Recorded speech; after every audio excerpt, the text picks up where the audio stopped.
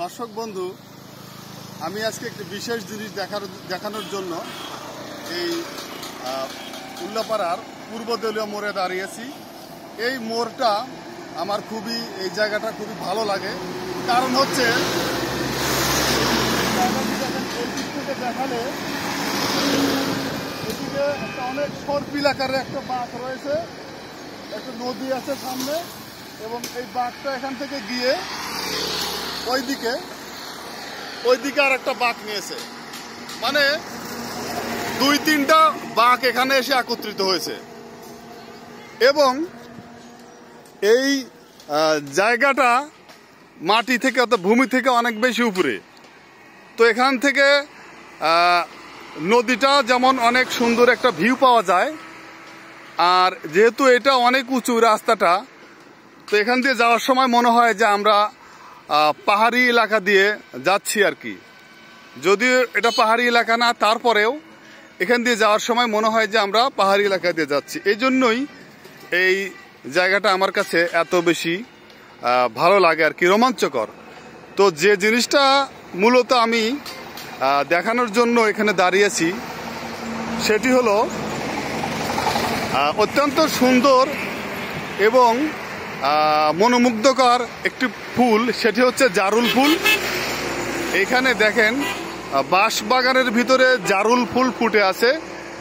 জারুল ফুলের এই দৃশ্যটি দেখানোর জন্য মূলত দাঁড়িয়েছি। এই জারুল ফুল যে গাছটি, এই গাছটা কিন্তু ল্যাগার স্ট্রোমিয়া গোত্রের একটা উদ্ভিদ।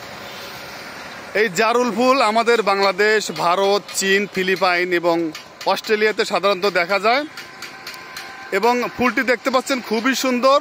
এটা উজ্জ্বল গোলাপি বা বেগুনি রঙের কিন্তু হয়ে থাকে এই ফুলটা। একটু ক্লোজ করে দেখাচ্ছি। আর এই যে জারুল গাছ, জারুল গাছের যে ফুলগুলো দেখেন, এগুলো অনেকটা ক্রেপ কাগজের মতো। এই জন্য কিন্তু এই জারুল ফুলকে কিন্তু ক্রেপ মাটলও বলা হয়। আর এছাড়া এই জারুল ফুল আমাদের এই ভারতবর্ষে এটাকে কুইন্স ফ্লাওয়ার বা রানীর ফুল বা প্রাইড অফ ইন্ডিয়াও বলা হয়। আর এই যে জারুল গাছের যে ফল, এটা কিন্তু ভারতে মানুষ মুখে অরুচি দূর করার জন্য খেয়ে থাকে। আর জারুল গাছের যে বীজ, এই জারুল গাছের বীজ কিন্তু এখান থেকে মাদকদ্রব্য উৎপন্ন হয়। আর জারুল গাছের যে পাতার যে কাঠ, এই কাঠ অনেক ডায়াবেটিস ডায়াবেটিস রোগ নিরাময়ের জন্য ব্যবহার করে থাকে।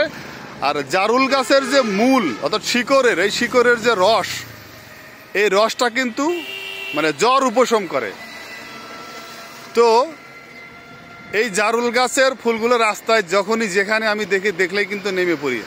আসলে অনেক বেশি সুন্দর, অনেক বেশি মন কেড়ে নেয়, দৃষ্টিনন্দন। আর এই যে জারুল গাছের যে ফুলের যে কালার, এটা আমার অত্যন্ত প্রিয়, ভীষণ প্রিয়।